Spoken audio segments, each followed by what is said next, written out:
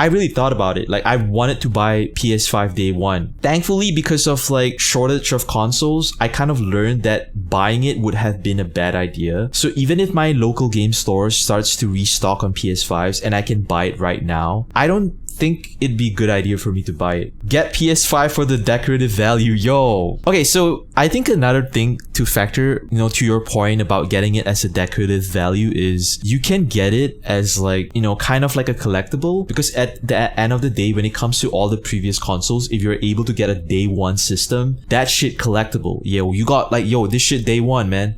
Right? But I don't know, man. I don't have a lot of money to spend on like multiple consoles. So I'm kind of like waiting for the perfect time to buy PS5. And I think, to be honest, I think I might even wait till next year. It sounds like so crazy. I would have never thought about waiting till next year. And my argument is, the moment you wait till next year, they are probably going to announce a PS5 Pro. They already did, right? They just haven't released it. So if you buy a PS5 right now, right this moment, you have a handful of games to play. You have about 5 to 6 games. You're going to play all of them within the next 2 to 3 months. And then you still have to wait 7 months to a year for more games to come in, right? So after you play all those 5 games, you're waiting with everyone else. And by the time 1 year rolls by and we got a whole catalog of games coming in, the price of the PS4 is going to be discounted, right? As time goes, any hardware depreciates in value. Just like PS2, PS3, the longer you wait, the console is going to go on sale. It's going to come down by $100. They are going to release a 2.0, like a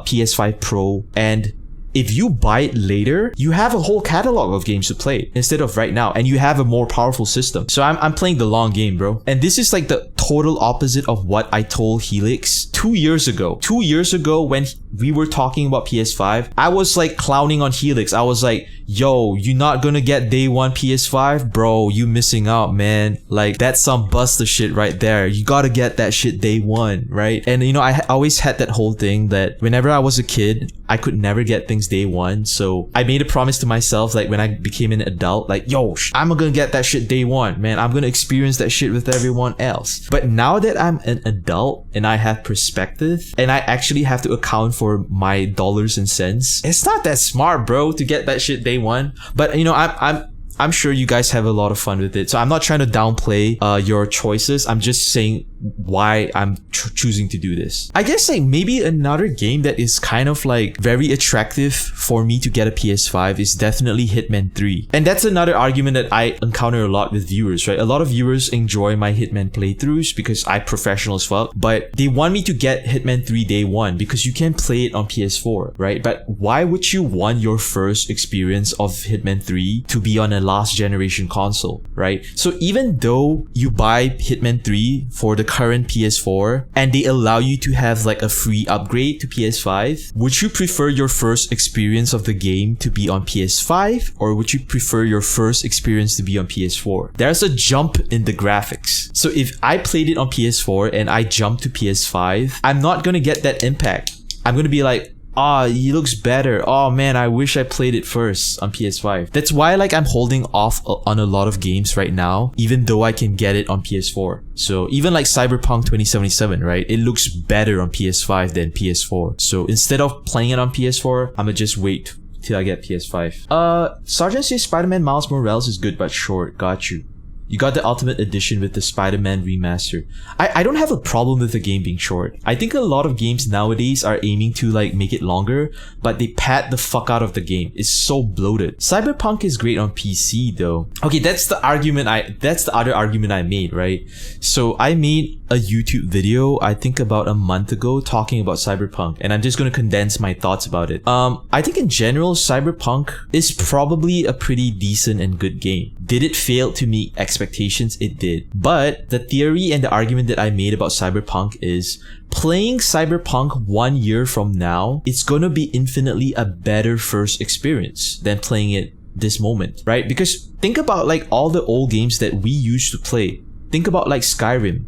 Think about like Fallout. Those games were never good day one, right? They were full of bugs. Like no game is immune to this, right? Skyrim is not immune to this. Fallout is not immune to this. Fable is not immune to this. Any RPG is not immune to this. Day one in my opinion, for any RPG is a big mistake, because the experience you would have been feeling if you play it 1 year later is going to be exponentially higher, because not only if they are going to fix the bugs, right? Not only they're going to try to make the game work, they're going to add DLC content. And if you're playing this on PC, they are going to optimize it better. They're going to make mods more accessible to people. Like, think about people who played Skyrim day one versus someone who played it a year later when he got all the mods. He got the sky mod, he got the texture mods, he got jiggly booby mods, he got like the beautiful face mods. They fixed the bugs, patched the game out. What was the comparison between the first experience of a guy who played it day one versus a guy who played it a year later? And my argument for games like these is like, they are good, and I'm not denying that these games are like decent and have a lot of entertainment value in it, but would you rather eat an unfinished cake,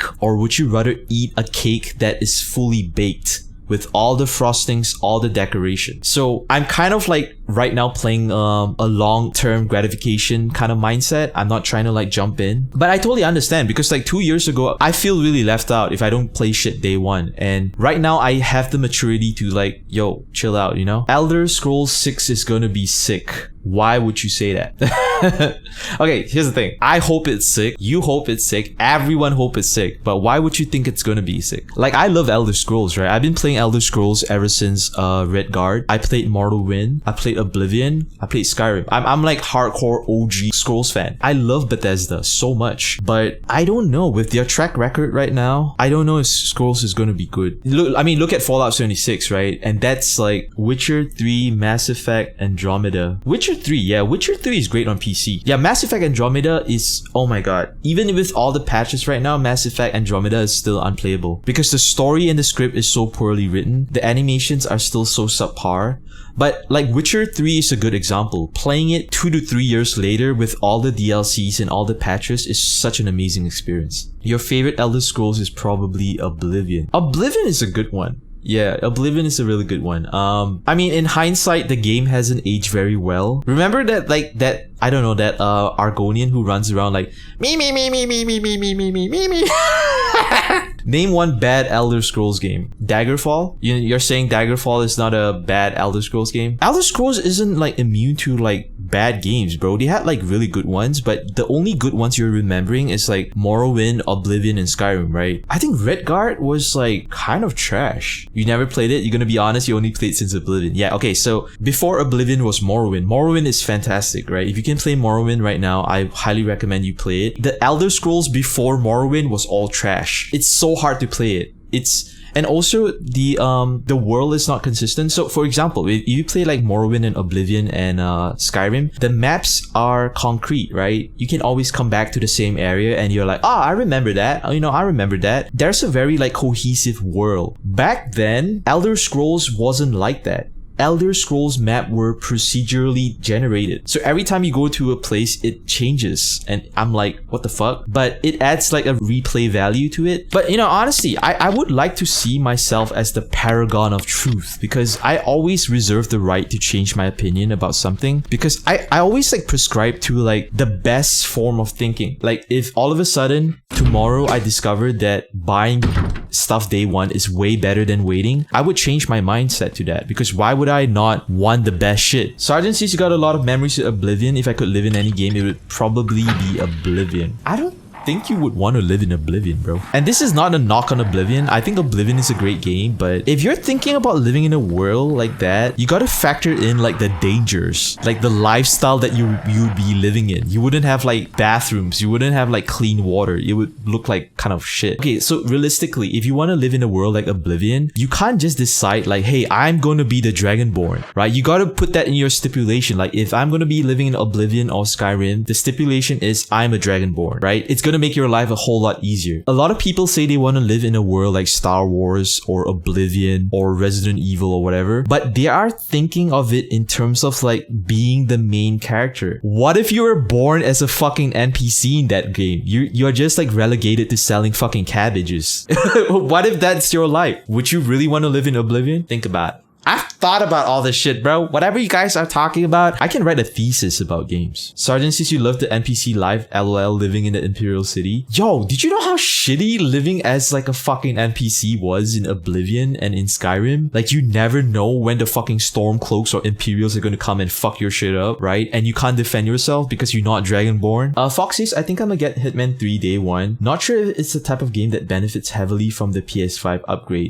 It does. I can give you one thing that Hitman 3 benefits from the upgrade. It's not the graphics, it's the frame rate. Playing Hitman with a higher frame rate, it's gonna enable you to be a more effective killer. Think about that. If you don't really care about the graphics and you're like, yeah, it's not that much of a difference, wait to play Hitman 3 on PS5 for the frame rate. Or if you're playing it on PC, you know, you're already winning. So that's what I'm saying, Fox. Your animations are going to be so much smoother. The draw distances between your character and someone really far away is going to be better. You're not going to get pop-ins. Honestly, if you think the details are not going to be great, it's going to be great. Just think about playing a game with, like, you know, low settings versus ultra settings. PS5 is on ultra settings. PS4 is on low to medium settings. If you can wait, I'll say just wait. If you enjoy my content, make sure you comment, like, subscribe, all that jazz. Check out my Twitch on OatsCurryTV, and I'll catch you guys in the next video.